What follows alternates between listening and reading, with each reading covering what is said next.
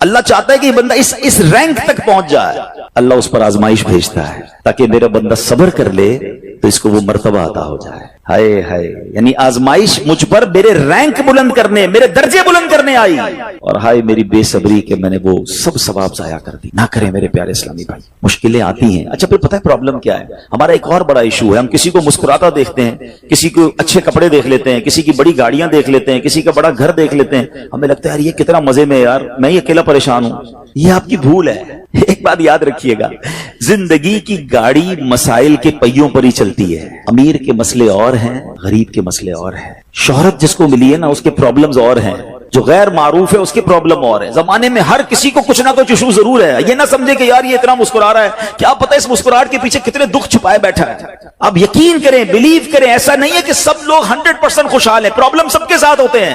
میں کیا بتاؤں آپ کو، ہمارے پاس تو لوگ دعائیں کروانے آتے ہیں نا، ایسی پرابلم بتاتے ہیں کہ پیروں سے زمین نکل جاتی ہے. بعض اوقات ہم اتنے بڑے گھر میں جاتے ہیں، اس کی گاڑیاں کروڑوں روپے کی کھڑی ہیں، ان سے ملاقات ہوئی، وہ کہتے ہیں حضرت آپ سے الگ سے دعا کروانی ہے. جب وہ بیچارہ اپنا مسئلہ بتاتا ہے نا، ہمیں لگتا ہے یار ہمارا تو غم ہی کچھ نہیں ہے. کتنی بڑی آزمائش سے گزر رہا ہے، کتنی بڑی پرابلم سے گزر رہا ہے. میں آج کی آپ کو مثال دیتا ہوں. ایک ہمارے بہت اچھے بھائی تھے، آج سے کچھ عرصہ پہلے انہوں نے ہمیں ایک ماشاءاللہ پراپرٹی دعوت اسلامی کے لیے بچیوں کے مدرسے کے لیے دی، اور اس کے چند دنوں بعد ان کا وصال ہو گیا. ان کو بیچاروں کو کینسر تھا.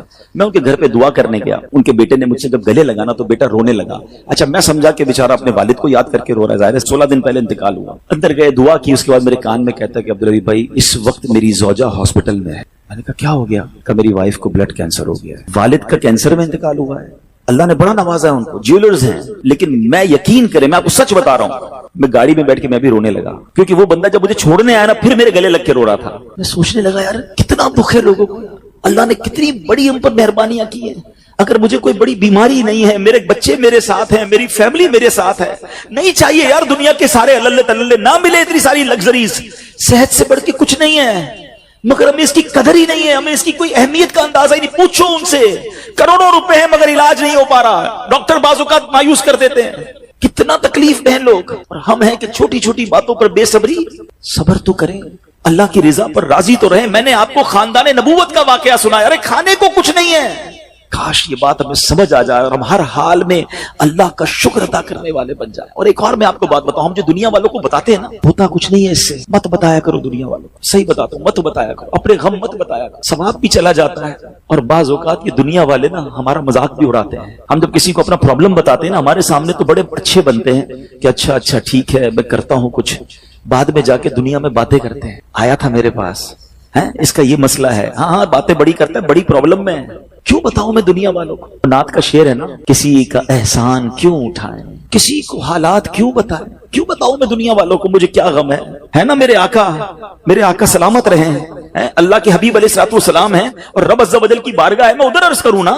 کسی کا احسان کیوں اٹھائیں، کسی کو حالات کیوں بتائیں. آقا تم ہی سے مانگیں گے تم ہی دو گے، تمہارے در سے ہی لو لگی ہے.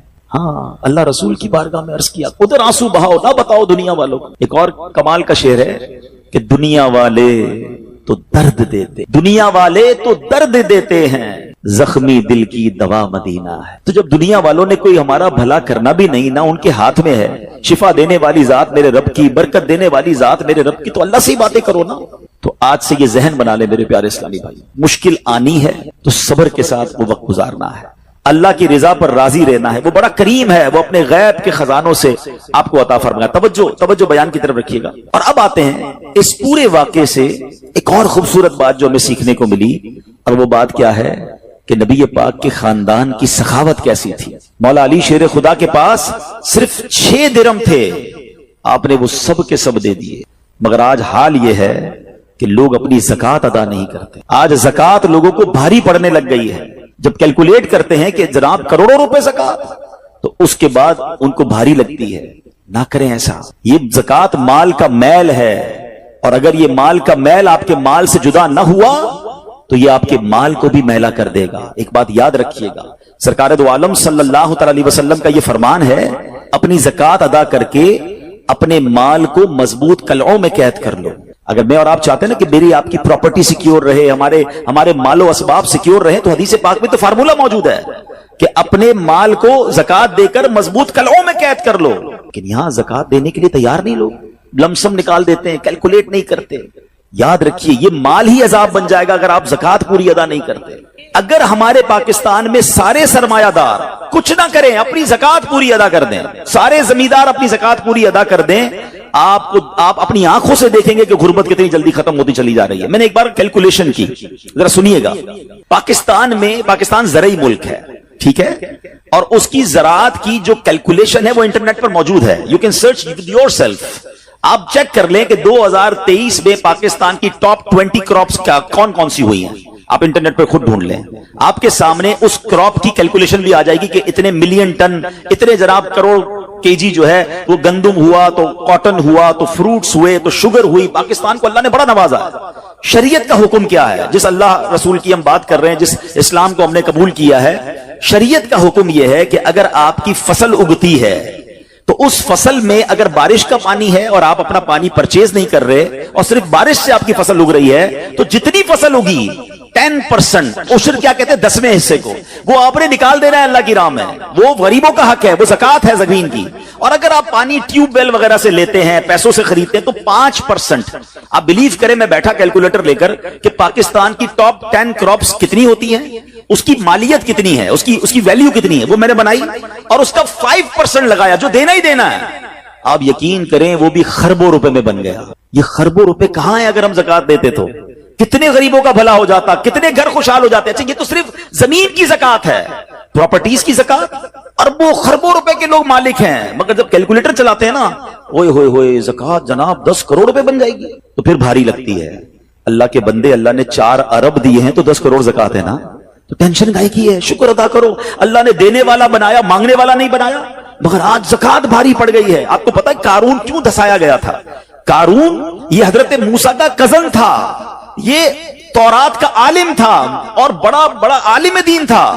मगर जब हजरत मूसा ने उसको ज़कात का हुक्म दिया ना, उसके पास कितने पैसे थे कि कुरान कहता है उसकी खजानों की चाबियां एक जमात लेकर चलती थी। खजाने नहीं, सिर्फ कीज ऑफ द ट्रेजर, इतना खजाना था।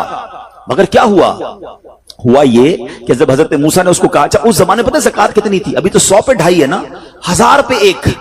आपने फरमाया हर 1000 पर 1 तुमने ज़कात देनी है। उसने कैलकुलेट किया तो बहुत बनते थे। हजरत मूसा के खिलाफ हो गया, ज़कात का इनकार किया, अपने खजानों के साथ जमीन में धंसा दिया गया। प्लीज खुदा के वास्ते इस आवाज को सब मिलकर आगे बढ़ाएं। मैं तो ये समझता हूं जिस तरह हम नमाज की बात करते हैं कि नमाज पढ़ो, ज़कात दें, बेशक किसी को भी दें, जो हकदार है उसको दें, मगर ज़कात पूरी दें। पाकिस्तान खुशहाल हो जाएगा, गरीबों का भला हो जाएगा। लेकिन ज़कात जिसकी हजारों लाखों में शायद वो निकाल देता है, मगर जब ज़कात करोड़ों में हो रही है तो लोगों के दिलों पर बोझ बनती जा रही है। इसको बोझ ना बनने देना। मैं एक दुआ करता हूं आज, अगर आपको लगे तो आप भी आमीन कह देना। अपने लिए तो मैं कई बार ये दुआ करता हूं कि या अल्लाह मुझे वो माल ना देना जिसकी ज़कात मुझ पर भारी हो जाए। अहो आमीन। या अल्लाह वो माल देना कि मैं खुश दिली से तेरी राह में ज़कात दूं। अच्छा, ये भी बड़ा इशू है, पैसे निकलते हैं तो भारी बड़े पड़ते हैं। अल्लाह फरमाता तुम उस वक्त तक भलाई को नहीं पहुंच सकते जब तक अपनी प्यारी चीज राह खुदा में खर्च ना करो। आप बेहतरीन खर्च करो ना, अल्लाह आपको उससे ज्यादा अता फरमाएगा। अच्छा, जब भी कैलकुलेटर, देखिए कुछ चीजें कैलकुलेटर से कैलकुलेट होती हैं, मगर अल्लाह की राह में जो खर्च करने वाला मामला है ना, वो रहमत के कैलकुलेटर से कैलकुलेट होता है। वो मेरे और आपके कैलकुलेटर से कैलकुलेट नहीं होगा। आप हिसाब करेंगे कि यार मौलाना साहब कह रहे हैं अल्लाह की राह में खर्च करने से माल कम नहीं होता, करोड़ रुपए हैं, 2.5 लाख ज़कात दूंगा तो 97.5 बच गए, ये तो कम हो गए। आप इसको कहीं नोट कर लीजिए, अगले साल आप करोड़ रुपए की ज़कात नहीं दे रहे होंगे, आप उससे ज्यादा की ज़कात दे रहे होंगे। ये कैसे? जो भी ज़कात देता है आप उसको पूछ लीजिए, हर साल उसकी ज़कात बढ़ती है। क्यों बढ़ती है भाई? ज़कात तो कम हो, पैसे कम होने चाहिए थे। नहीं जनाब, ये मेरे नबी अलैहिस्सलाम का वादा है। वैसे तो मेरे आका जो फरमाए हक है, मगर इस हदीस में अल्लाह के रसूल अलैहिस्सलाम ने कसम उठाई। आप फरमाते, मैं कसम खाकर कहता हूं अल्लाह की राह में खर्च करने से माल कम नहीं होता। फिर तो लॉक कर दो ना, फिर तो समझ जाओ कि जब नबी पाक कसम उठाकर फरमा रहे हैं। अच्छा, फिर आप सबको देख लें, जो बांट रहा है ना हम हर साल उसका बढ़ते हुए देख रहे हैं, कम नहीं होता। ये बेवकूफी है जो ये सोचता है कि यार दे दूंगा तो कम हो जाएगा। नहीं। और फिर मैं आखिरी बात कर दूं अपने बयान में, जो एक और इशू जो बहुत बड़ा हम देखते हैं, एक तो ज़कात पूरी देनी है और इंजॉय करके देनी है, खुश दिली से देनी है, मजे लेकर देनी। ये नहीं कि दिल पर बोझ, यार क्या करूं, 1 साल हो गया अब तो ज़कात देनी पड़ेगी। नहीं, ये नहीं। दो और इंजॉय करो, अल्लाह की राह में खुश दिली से दो। एक वाकया सुन ले, बात और क्लेरिफाई हो जाएगी। हजरत अबू जाफर अपने जमाने के बड़े अब्दाल हैं, उनके घर में एक फकीर आया तो उन्होंने अपनी ज़ौजा को कहा कि अपने पास क्या है देने के लिए? कहा हुजूर सिर्फ 4 अंडे हैं घर में, नथिंग एल्स, 4 eggs ओनली। कहा ये चारों ही दे दो, ईमान और अकीदा और बिलीफ देखें, चारों दे दो। चारों दे दिए। थोड़ी देर बाद दरवाजे पर दस्तक हुई, देखा तो एक बंदा टोकरी लेकर आया। कहा क्या है? बेगम से पूछा, कहा आपके दोस्त ने अंडे भिजवाए हैं। कहा कितने आए हैं? कहा साहब जरा सुनिएगा, कितने आए? तो कहा कि 30 आए हैं। 30 किस हिसाब से आए? हमने तो 4 दिए थे ना। अब ईमान, उनका अकीदा और उनका बिलीफ देखे, क्या 4 दिए तो 40 आने चाहिए थे? एक का 10 अल्लाह का वादा है ना। तो कहा हुजूर आए तो 40 हैं मगर 10 अंडे टूटे हुए हैं। तो आपने अपनी ज़ौजा से पूछा कि सच बताओ जो तुमने 4 दिए थे उसकी कंडीशन क्या थी? कहा हुजूर बात ये, जब मैंने 4 दिए थे ना उसमें भी 3 साबित थे, एक टूटा हुआ ही था। ये फॉर्मूला आज याद कर लो, पूरे दोगे पूरे मिलेंगे, टूटे दोगे टूटे मिलेंगे। अब आप चेक कीजिए कि जब अल्लाह की राह में खर्च करने की बारी आती है, मैं अपना माल दिल से निकलते हुए दुख हो रहा है या खुशी हो रही है, बेहतरीन दे रहा हूं या बचाने की कोशिश कर रहा हूं। हमेशा याद रखें, हम अल्लाह की राह में खर्च करते हैं, हमारे पैसे नहीं पहुंचते वहां पर, वहां नीयत पहुंचती है। अब मुझे बताओ ना यार, हम अपने लिए खर्च करते हैं बेहतरीन खाना, बेहतरीन लिबास, और गरीब को देना है तो बचा हुआ लेफ्ट ओवर। अब अच्छा अब मैं कहता हूं 100 बंदों को नहीं खिला सकते, ना खिलाएं, 2 को खिलाएं, अच्छा खिलाएं, कोई बात नहीं। आप किसी के दिल में खुशी तो दाखिल करें, अपने घर वालों के लिए लिबास खरीद लें, 2 गरीब बच्चों के लिए वैसा ही लिबास खरीद लें, फिर देखें आपको कैसी बरकतें मिलती हैं। तो हमें इस बार ये एक अंदाज इख्तियार करना है कि हमने अल्लाह की राह में बेहतरीन खर्च करना है। इसको हमें गलती क्या करते हैं, फितरे की, जो फितरे की जो बात है उसमें मैं आपको एक बात बताता हूं। फितरा हदीस पाक में 4 किस्म का बयान हुआ है, गंदुम का, जौ का, किशमिश का और खजूर का, ठीक है।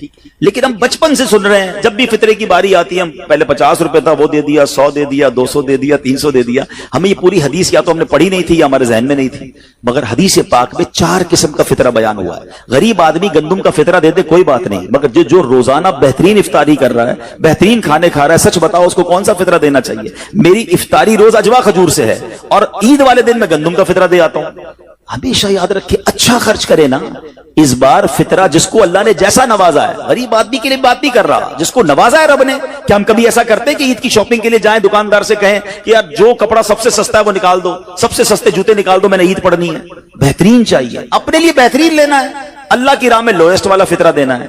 खुद गौर करें, खर्च कीजिएगा, दिल से करें, अल्लाह और नवाजेगा। और ये तो वक्त है लोगों को बांटने का, ये वक्त है मुसलमान भाइयों का हाथ पकड़ने का, गरीबों की मदद करने का। किसी की इफ्तारी अच्छी कर दें, किसी की सहरी अच्छी कर दें, किसी को लिबास देकर उसकी ईद अच्छी कर दें, ना जाने किसकी दुआ के सदके आपका बेड़ा पार हो जाएगा। तो ऐ मेरे प्यारे इस्लामी भाइयों, जो मैंने मौला अली शेर खुदा करमल्लाहु तआला वजहुल करीम और उनके खानदान का वाकया सुनाया, उसमें मैसेज ही ये था कि सखावत इसको कहते हैं।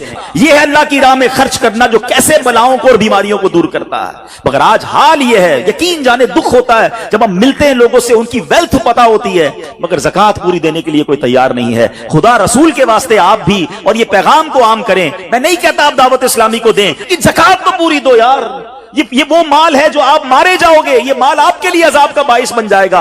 और वल्लाह, मैं 2-4 दिन पहले एक बिजनेसमैन के पास गया, बाज़ औक़ात हमें बिजनेसमैन भी सिखा रहे होते हैं। क्या कमाल की उसने मुझे बात कही, वो कहता है अब्दुल हबीब भाई मेरा ये पैगाम जरा बिजनेस कम्युनिटी तक पहुंचाइएगा कि जो ज़कात नहीं देते ना और जो खर्च नहीं करते, उनको पता ही नहीं है वो कितना बड़ा लॉस कर रहे हैं। मैं जब से मैंने बांटना शुरू किया है, मेरे माल में ऐसे बरकत आई है, मैं खुद हैरान हूं। मेरे सामने डील होती थी, वो मुझे नजर नहीं आती थी, मैं इधर अल्लाह की राह में सदका करता हूं, ऐसा लगता है आंखों से पर्दा उठता है, मेरा काम हो जाता है। तो उनको बताइए आप अपना खुद नुकसान कर रहे हैं अल्लाह की राह में खर्च ना करके। तो ये ड्यूटी है, बचपन से सुना था इस्लाम के 5 पिलर हैं, तौहीद, रोजा, नमाज, हज और ज़कात। हम ज़कात को तो ऐसे इग्नोर कर बैठे हैं कि जनाब दे दी अपनी मर्जी से, कोई 5 लाख देता है, कोई 10 लाख देता है, ज़कात किसको जा रही है ये भी नहीं सोच रहे कि मेरी ज़कात का ये मुस्तहिक है कि नहीं, मैं जिस ऑर्गेनाइजेशन को दे रहा हूं उसके पास कोई ज़कात अदा करने का सही फॉर्मूला है कि नहीं, या मैं जिस बंदे को दे रहा हूं वो ज़कात का मुस्तहिक है कि नहीं। बस सर से एक बोझ उतारना है, लमसम अमाउंट दे देनी है, ये नहीं चलेगा। खुदारा याद रखिए, ज़कात पूरी कैलकुलेट करना भी आपकी जिम्मेदारी है और सही मुस्तहिक तक पहुंचाना भी आपकी जिम्मेदारी है। और आप बिलीव करें, जिस दिन आपने ये काम कर लिया आप मल्टीप्लिकेशन देखेंगे, आप अपने गम और अपनी परेशानियां दूर होते हुए देखेंगे। मैं रब्बे करीम से दुआ करता हूं अल्लाह हमें दिल खोलकर अपनी राह में खर्च करने की तौफीक अता फरमाए। और फिर सबसे पहला हक आपकी ज़कात का वो हक है आपके अपने गरीब रिश्तेदारों का। अपने गरीब قریب رشتہ داروں کو آپ دیجئے زکات، کیونکہ جو اپنے رشتہ داروں کو زکات دیتا ہے، صدقہ کرتا ہے، اس کو ڈبل ثواب ملتا ہے، ایک صدقہ دینے کا، ایک صلہ رحمی کرنے کا۔ اور پھر آپ کے غریب رشتہ داروں سے بعد زکات بچ جائے تو پھر میری گزارش ہے کہ دعوت اسلام کتنے بڑے پیمانے پر دنیا میں کام کر رہی ہے، تو اپنی زکات کا اپنا حصہ جو ہے اس میں ضرور عطا فرمائیں۔ اللہ کریم ہم سب کا جمع ہونا اپنی بارگاہ میں قبول فرمائے، آمین بجاہ النبی الامین صلی اللہ تعالی علیہ وسلم۔ سورہ فاتحہ 100 مرتبہ پڑھ کر جو دعا مانگی جائے وہ قبول ہوتی ہے۔ سورہ بقرہ کی تلاوت سے شیطان گھر سے بھاگ جاتا ہے۔ آیت الکرسی پڑھنے سے محتاجی دور ہوتی ہے۔ سورہ کہف کو ہمیشہ پڑھنے والا دجال کے فتنوں سے محفوظ رہے گا۔ والدین کی قبر پر ہر جمعہ سورہ یاسین کی تلاوت کرنے سے اس کی حروف کی تعداد کے برابر ان کے گناہ بخش دیے جاتے ہیں۔ سورہ الدخان پڑھنے سے مشکل دور ہوتی ہے۔ جو قریب المرگ ہو اس پر سورہ جاسیہ کا دم کرنے سے خاتمہ بالخیر ہوتا ہے۔ سورہ حجرات کا پڑھنا اور دم کر کے پینا گھر میں خیر و برکت کے لیے مفید ہے۔ سورہ قاف پڑھنے سے جو باغ ہوتے ہیں ان کے پھلوں میں کثرت ہوتی ہے، سبحان اللہ۔ سورہ رحمان 11 بار پڑھنے سے تمام مقاصد پورے ہوتے ہیں۔ سورہ واقعہ جو شخص روزانہ پڑھے گا اسے کبھی فاقہ نہ ہوگا۔ سورہ ملک کو ہر رات پڑھنے والا عذاب قبر سے محفوظ رہے گا۔ سورہ مزمل کو 11 بار پڑھنے سے ہر مشکل آسان ہو جاتی ہے۔ سورہ مدثر کو پڑھ کر حفظ قرآن کی دعا مانگنے سے قرآن کریم کا یاد کرنا آسان ہو جاتا ہے۔ جو بچے حفظ کر رہے ہیں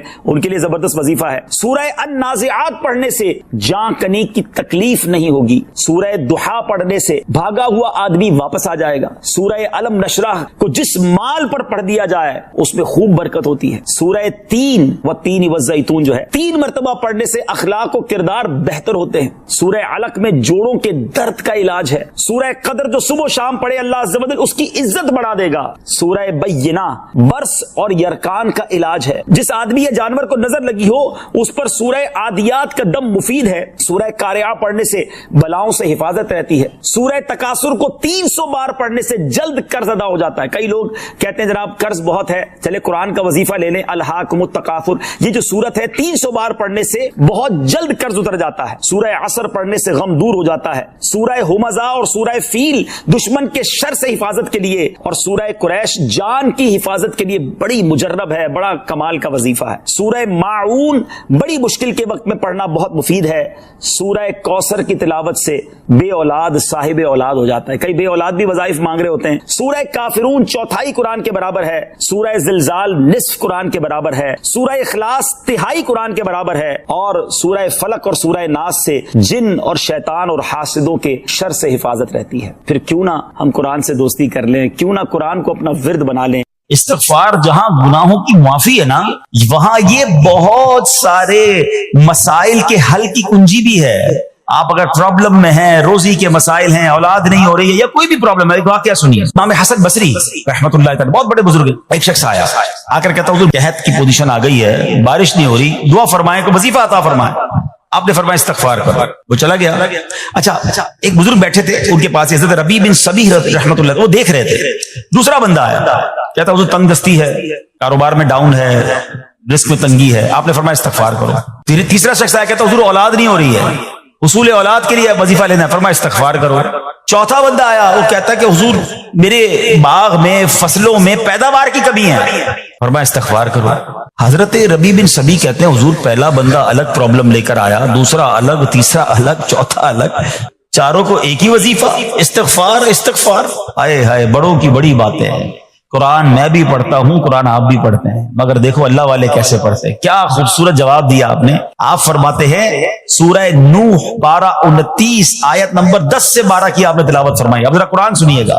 بسم اللہ الرحمن الرحیم استغفروا ربکم انہ کان غفارا یرسل السماء علیکم مدرارا ویمددکم باموال وبنین ویجعل لکم جنات ویجعل لکم انہارا۔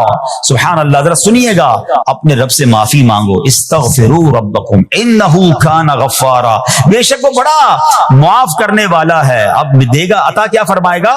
یرسل السماء علیکم مدرارا، وہ تم پر موسلا دھار بارش بھیجے گا۔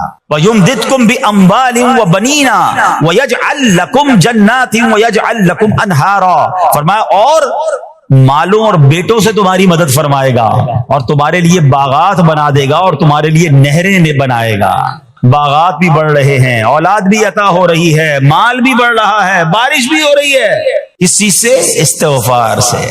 تو استغفار یہ آپ کے بہت سارے پرابلمز کا حل ہے، مسائل کا حل ہے، بس اپنی زبان استغفار سے تر رکھے۔ اچھا پھر اس میں تھوڑی سی شرمندگی بھی ہو، ایسا نہیں کہ استغفار بھی ہو رہا ہے اور دماغ کہیں اور ہے، مسکرا بھی رہے ہیں، ہنس بھی رہے ہیں اور استغفر اللہ، کسی سے معافی مانگتے ہوئے ہنستا ہے کیا بندہ؟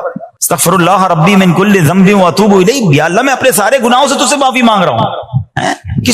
بہت سارے استغفار کے سیکھ ہیں، استغفر اللہ العظیم من کل ذنب عظیم، اے اللہ میں تجھ سے استغفار کرتا ہوں، وہ رب جو بہت عظیم ہے، اپنے سارے بڑے گناہوں سے میں استغفار کرتا ہوں۔ الگ الگ سیغوں سے اللہ کی بارگاہ میں استغفار کریں، ہو سکے تو کبھی گناہ یاد آئیں تو آنسو بھی بہ رہے ہوں، مگر یہ استغفار اللہ کو بڑا پسند ہے۔